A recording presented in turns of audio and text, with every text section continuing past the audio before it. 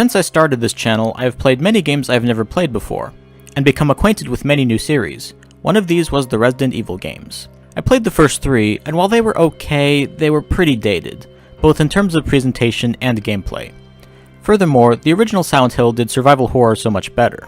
When the PlayStation 2 came around, the Silent Hill series would continue to experiment and improve on survival horror.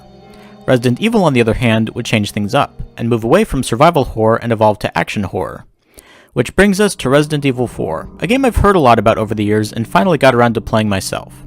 And it is, in a word, awesome. The premise is you play as Leon, the same protagonist of Resident Evil 2.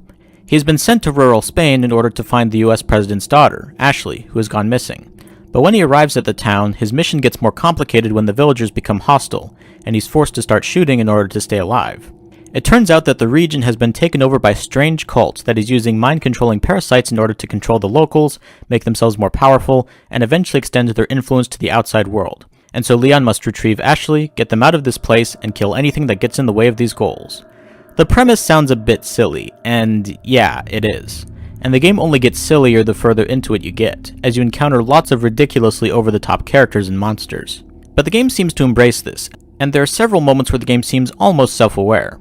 Which is good, because if this was supposed to be taken seriously, there are a lot of plot holes and character actions that make no sense. But between the likable characters, good pacing, and awesome gameplay, you're able to just roll with it even when things get a bit silly. And for all its silliness, Resident Evil 4 is still an effective horror game, though very different from the survival horror that the series started out with.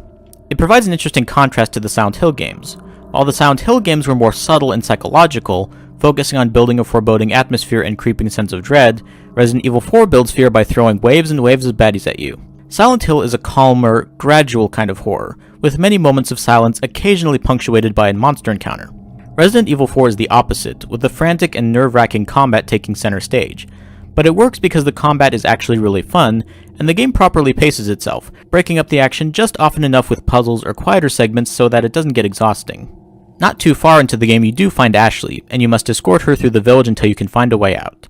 Now, I've heard a lot of people on the internet say that Ashley is so annoying and she ruins a lot of the game.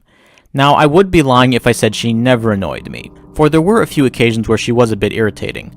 But honestly, I don't think she's that bad. She follows your instructions without question, keeps her mouth shut most of the time, and she tries to stay out of the way when you're busy shooting cultists and monsters. She also pulls her weight by helping Leon unlock doors he couldn't reach by himself, operating switches, and helping solve some of the game's puzzles. There's even a section where you play as Ashley, and it feels like a return to survival horror, as she has no weapons and has to run around and away from enemies. Sure, her screaming for help can be annoying, but she usually only does it when she's in mortal peril, which I think is fair enough. There are several large sections of the game where you aren't escorting Ashley and just have to worry about keeping Leon safe. But even when Ashley was with me, she rarely felt like a nuisance, and I don't think she's a problem with the game. Honestly, Resident Evil 4 is damn fun to play, and most of the things wrong with it are pretty nitpicky.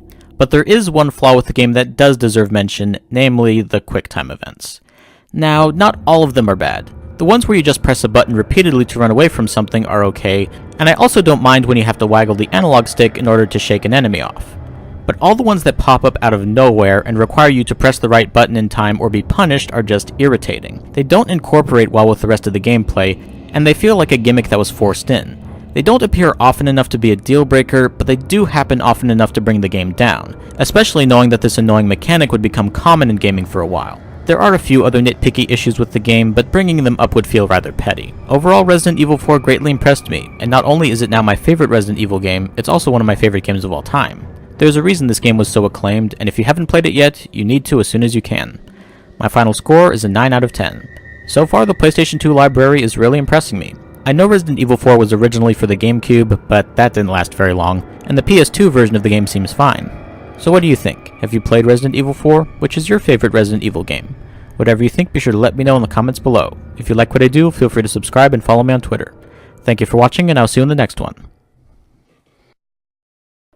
Oh, you're still here? Well then, I guess I'll go over my nitpicks. When you're fighting the possessed villagers, or Ganados, you'll see the same few character models reused over and over again. I'm not expecting them to make each Ganados distinct, given that you mow down dozens if not hundreds of them by the end of the game, but a few more character models would have been nice to disguise the fact that you're basically killing the same few people over and over again.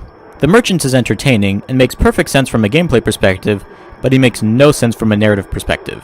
But you learn to just roll with it. Were the snakes really necessary? Come on. There's a few enemies that are basically invulnerable and or can only be defeated in a very specific way, and sometimes the game doesn't do a good job of communicating that. And I'm not talking about the regenerators, they explain those just fine. The further into the game you get, characters and narrative elements from the other games creep in more and more, and if you didn't play the other games, or if you didn't finish them, they can feel a little out of place. For the most part, the story stands on its own, and a few tie-ins to the other games are okay, but I think the game gets a bit too indulgent. Those freaking bear traps. What really pisses me off about them is that you and Ashley can get hurt by them, but when the Ganados walk over them, nothing happens. I mean, come on. The final boss is really disappointing. Seriously, he's one of the easiest boss fights in the game. Not to mention that, personally, I think his design is rather boring. He turns into a giant monster. Gee, haven't seen that yet. I think both of these issues could have been fixed if he had been more like this guy when you're fighting him. 2分くれてやろう。撃て！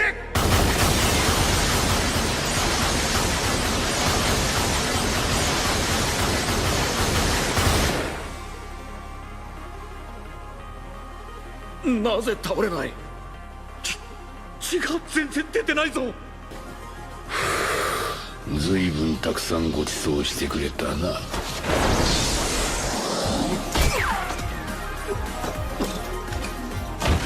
まさか三段？奴の腕を